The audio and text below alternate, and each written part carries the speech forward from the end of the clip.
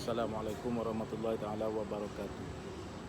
Pada video kali ini, apa yang saya ingin kongsi adalah tentang bagaimana memilih nama, jenama. Apa nama kepada jenama kita.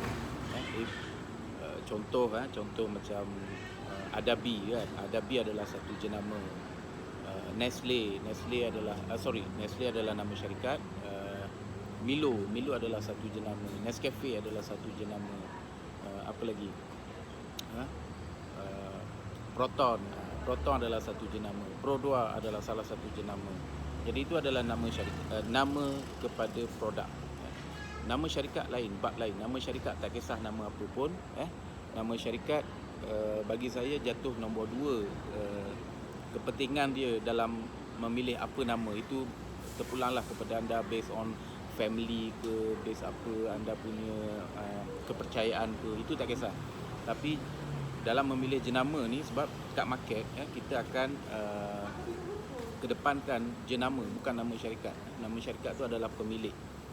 So pemilik ni boleh berubah, boleh bertukar sekiranya perniagaan tu telah dijual, sekiranya perniagaan itu telah diwarisi kepada generasi yang seterusnya dan sebagainya. Pemilik boleh berubah tetapi jenama kekal.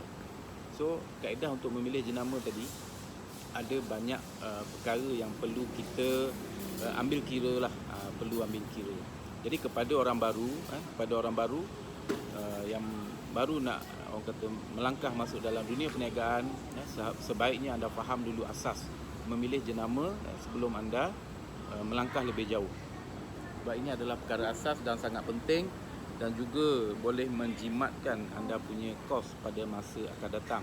Maksud saya tidak perlu nak rebrand beberapa kali kalau kita dah faham asas.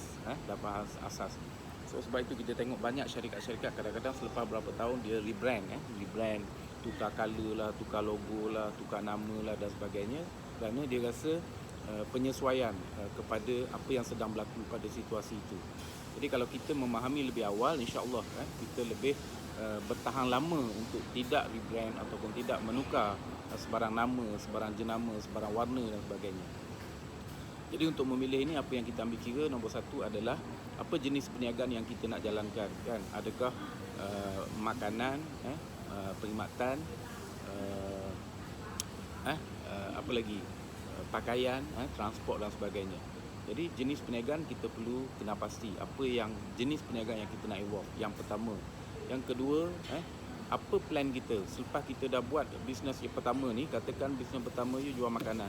Next, apa you punya plan? What's next, orang kata. Selepas pada jual makanan, you nak buat apa lagi? So sekiranya you rasa you hanya percaya diri you hanya pakar dalam bidang makanan, dan you percaya you tak akan libat dengan selain daripada makanan, so perkhususan you adalah makanan, maka jenama you, logo you, brand you sesuai lah. Kalau you create, you cipta yang orang tengok logo je dah tahu, mesti ada kaitan dengan makanan F&B, ataupun makanan tu dalam kategori mana, kek ke, makanan bermasak ke, makanan ready to eat ke, ready to cook ke. Jadi logo tu boleh buat lebih pengkhususan dia. Pengkhususan kalau skop you nak fokus kepada yang tu. Tapi kalau you rasa you nak pergi secara lebih luas, you nak terlibat memang F&B, tapi you nak terlibat dalam makanan ready to cook, ready to eat, makanan bermasak, catering, pelbagai, terlalu luas. Jadi you punya logo tadi you kena apa orang kata, zoom dari atas. You tak boleh spesifik sangat. Maksudnya you tak boleh logo you nampak seolah-olah catering. You tak boleh nampak logo you seolah-olah ready to eat ataupun ready to cook. So you kena general sesuai kepada semua kategori bisnes yang you akan terlibat. Itu kalau skop you hanya F&B. Tapi kalau you rasa you ada kemahiran, you ada minat dalam pelbagai bidang, you ada minat F&B, you ada minat dalam dipanggil pakaian ni, Allahumma salli ala Muhammad. Lupa saya nak sebut perkataan tu, bidang pakaian lah, pakaian baju ke apa ke, itu satu bidang. Apa nama dia? Okey, tak apa.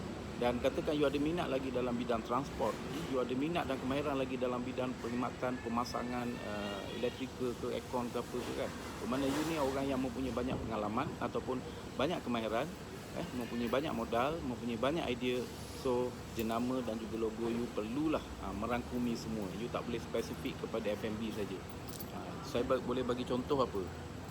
Sebagai contoh, hari ni katakan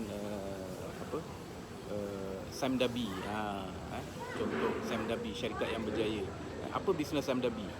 Jadi kalau orang tak tahu, kali pertama nampak Sam Dabi, orang tak boleh nak judge bisnes dia apa. Sebab hari ni dia ada pelbagai Sam Dabi, dia memiliki pelbagai perniagaan, dan juga dia menjadi jenama kepada pelbagai bisnes, Sam Dabi.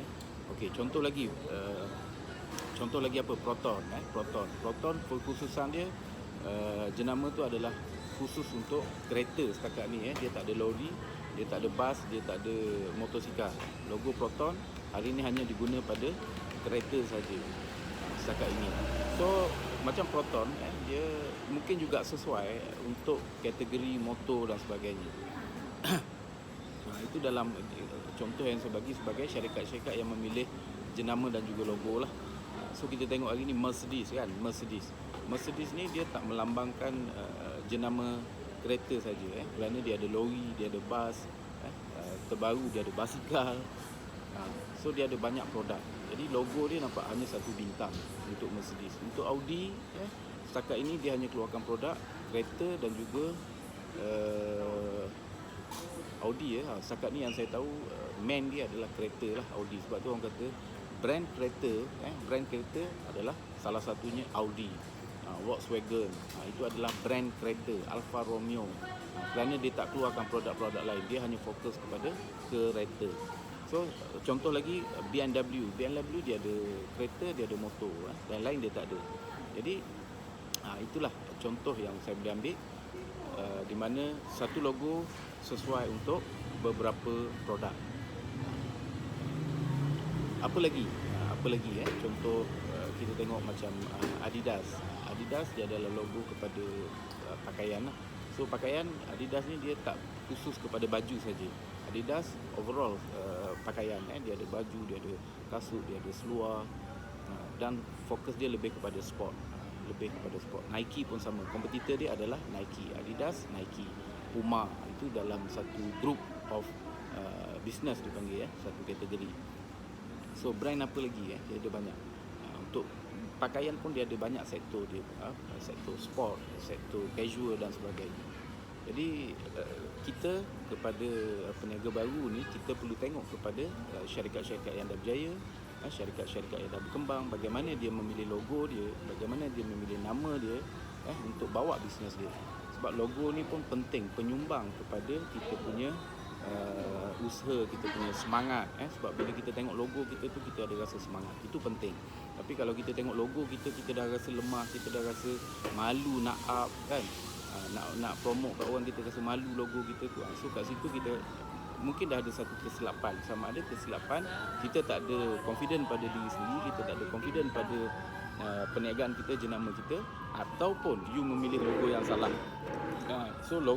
You memilih logo yang salah. Tapi sebenarnya logo ni tak ada betul, tak ada salah, cuma sesuai dengan tak sesuai. Ada orang dia boleh berjaya dengan logo yang tak sesuai, ada orang dia boleh berjaya, dia boleh gagal dengan logo yang sesuai. Kita ambil contoh pula logo yang sesuai atau tak sesuai. Di mana Jack Ma, kita ambil contoh Jack Ma, orang yang berjaya. Pada peringkat awal dulu ramai yang tidak setuju dengan pemilihan logo ataupun pemilihan nama Alibaba.com.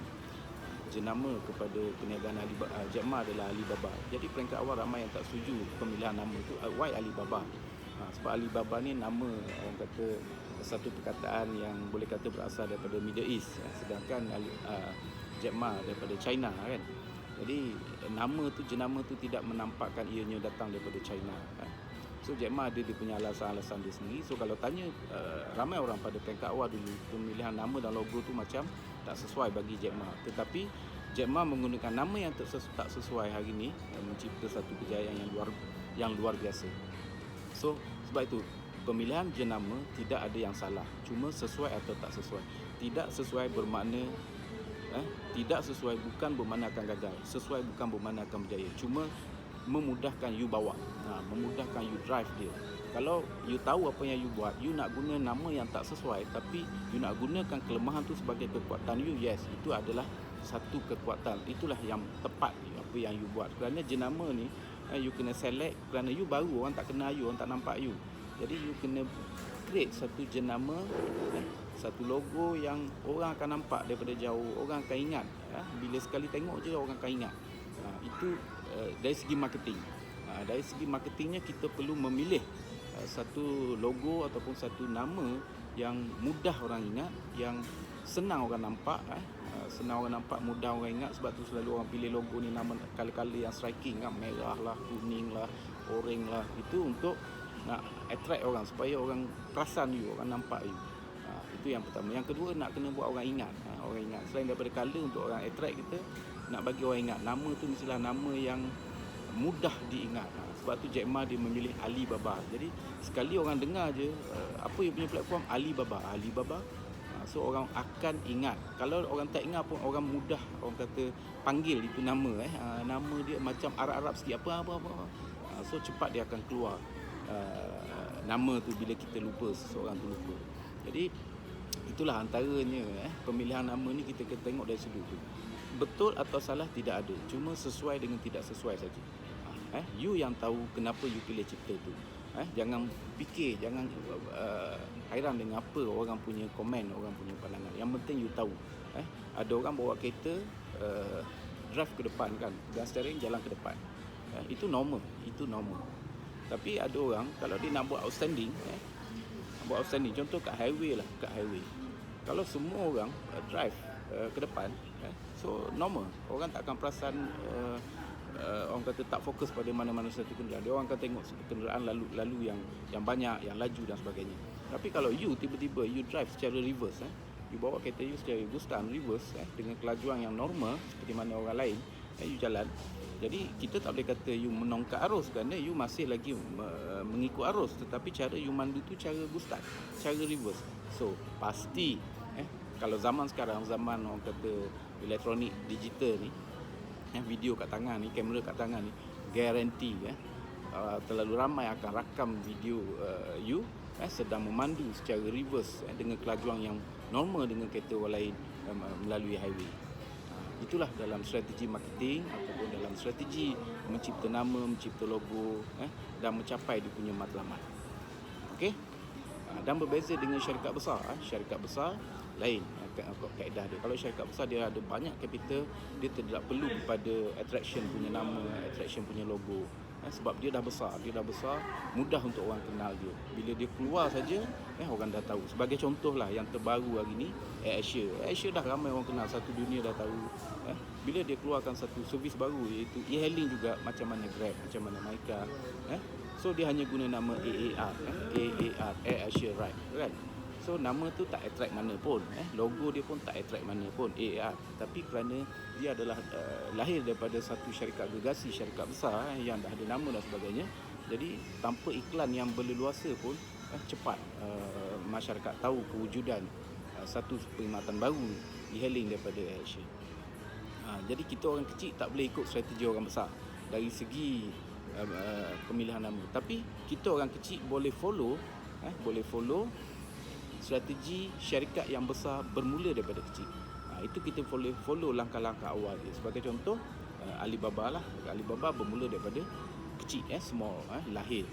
Dia panggil organic grow pada peringkat awal tu, kan? Dia hanya mempunyai idea dan dipanggil kawan-kawan dia, diajak kawan-kawan dia, dia share dia punya idea dan sama-sama keluar modal. Tak silap saya, pada peringkat awal dulu ada 18 orang rakan-rakan dia yang setuju untuk sama-sama keluar modal. Itulah sejarah sedikit tentang Jack Ma. Jadi kita boleh belajar, boleh ikut cara syarikat yang dah besar hari ni, tapi ianya bermula daripada kecil. Dan banyak lagi lah, Google juga bermula daripada kecil, Amazon juga bermula daripada kecil, dia bukan ada syarikat induk dipanggil. So itu yang kita perlu pelajari, kaedah-kaedah mereka, bagaimana dia lahir dan bagaimana dia membesar. Alright, so setakat ini dulu perkongsian saya tentang seberingkas faktor ataupun ciri-ciri bagaimana pemilihan jenama, logo dan sebagainya. Sekian, terima kasih. Assalamualaikum warahmatullahi wabarakatuh.